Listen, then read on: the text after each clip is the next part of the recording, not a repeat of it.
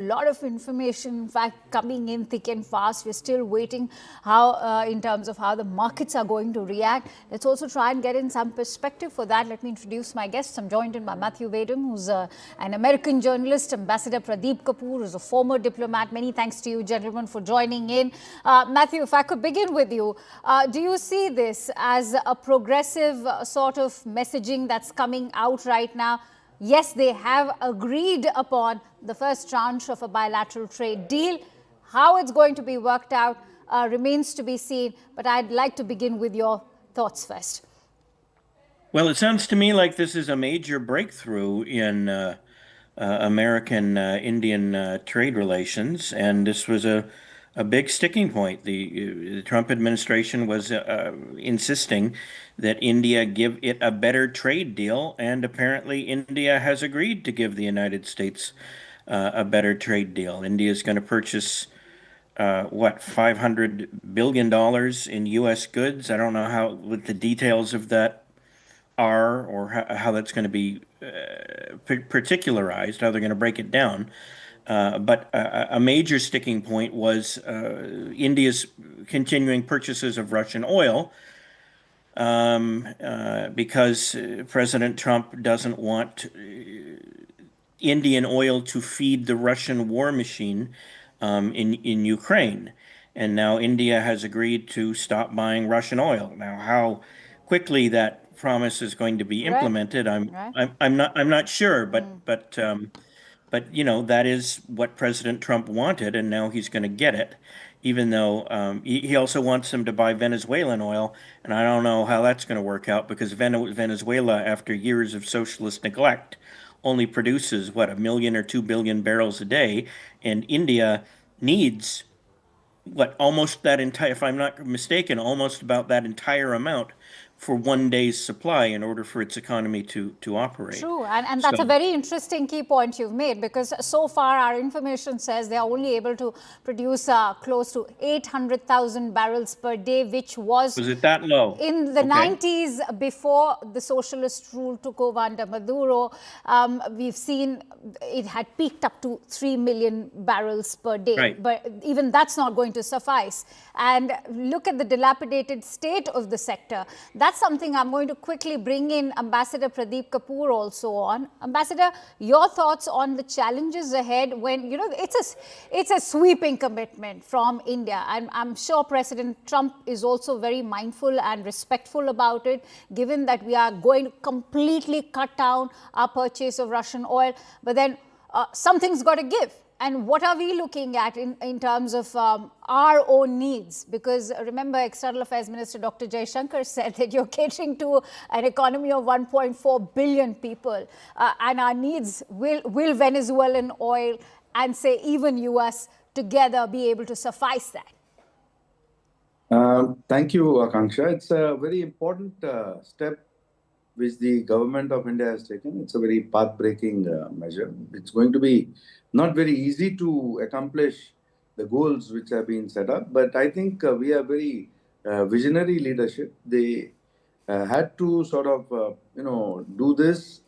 There was a lot of requirement. We have had quite a few meetings just last week. One of the very senior leaders of the Indian diaspora and we had met some very senior representatives from the White House.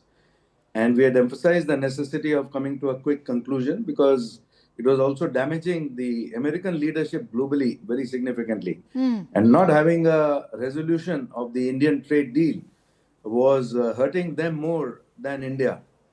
And we devised a joint strategy where we would have to move ahead because this also opens up a lot of other doors and other gates, really, for the two countries to come together and work together. And we have to, I think it is not going to be a long term, if I view it in the long term, India will continue to pick up oil from other sources, including Canada. It will diversify a little more. And at some stage, if it's required, it will come back to purchasing Russian oil along with some joint sort of agreement because a lot of other countries, including Europe, are sourcing Russian energy. Uh, America is also sourcing other items from Russia. So there is going to be some give in that also over time. This is just a momentary sort of True. decision taken so that we at least move ahead and are not stuck on a particular point. I think our deal with the EU was very, very instrumental also. And we did emphasize to the Yes. leadership of the US that it was about time, because if we don't do this, it's going to be very, very harmful for the world also. Because like the US, is expecting, or it's an aspirational expectation that it'll impact the Ukraine-Russia war also. Our not buying that oil. I don't know whether that's going to be a fact at all, because True. China is going to continue to buy that oil. True. There are other buyers for that oil. Russia is selling oil at a discount to India, there's no doubt. But they will have to now see how they can match those prices. So there's a lot of work still to be done. The overall broad picture, the broad framework has been set, the guidelines have been set. Now it comes Right. down to working on the nitty gritty, and both the leaders have at least talked to each other in terms of coming to a resolution. The Indian diaspora has been very active in this. Earlier, there were some remarks by some Indian leaders that the diaspora is not doing much.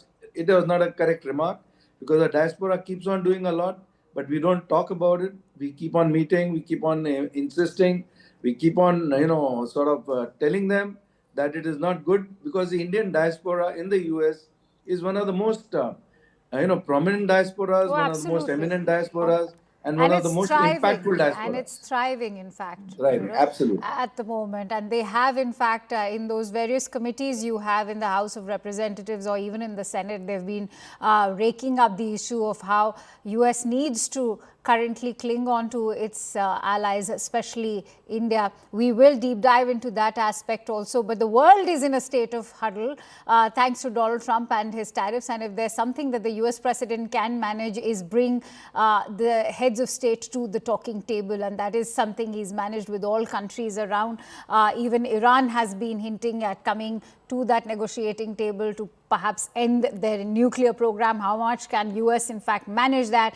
A lot of talking points over here. Going to request both of you gentlemen to continue staying with me. Remember, CNN News 18, your channel, was the first one to get you the information straight from the horse's mouth, and that is the US ambassador, Ambassador Sergio Gore himself, who was the first one to declare it on X that Prime Minister Modi and the US President Donald Trump have had a conversation. And CNN News 18 was the first one to, in fact, reach out to Ambassador Gore. Listen into this conversation he had with CNN News 18's Zaka Jacob. Ambassador Gore, many congratulations. India and the US now have a trade deal. Can you give us a little more details on how this was achieved and how this was arrived at? Yes, thank you for having me on tonight. Look, all the credit goes to President Trump and Prime Minister Modi. Since I arrived in India about a month ago, I have said, and I truly mean it, that the two leaders have a great personal relationship. And that is something that carried this deal forward. The potential between India and the United States is limitless. And so I'm thrilled that India is getting this 18%, which is a massive drop from the previous number. We have incredible deals ahead. And so, as I've said since I've arrived here, the best is yet to come. So, Ambassador, if you could clarify for our viewers, India was paying 25% reciprocal tariffs and 25% Russian oil tariffs. The second set of Russian oil tariffs are now removed, so India just pays 18% tariffs. Is that the final rate? That is correct. As you saw in the truth that the president wrote, part of the agreement is that all nations around the world stop buying oil from Russia in order to bring peace to the situation. And I know the Prime Minister deeply cares about bringing peace in that conflict, as does President Trump. So the number, as it gets finalized, will be that 18%. What about on the question of the other assurances which President Trump has mentioned in his post that the Indian Prime Minister reportedly made to him? Could you walk us through that, please?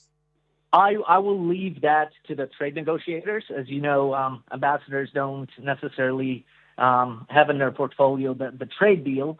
But overall, this is incredible news. 18%. There's a lot of demand. Look, the United States is open for business under President Trump. It's a new era. And frankly, from the start, we've said the president has a great relationship with the prime minister. A lot of people did not believe that. He truly does have a great relationship with the prime minister. And this is why this happened. Under President Trump's leadership, we have renegotiated deals all over the world. So this was not anything specific to one country or another. However, I will say that this trade deal is more favorable because of their relationship.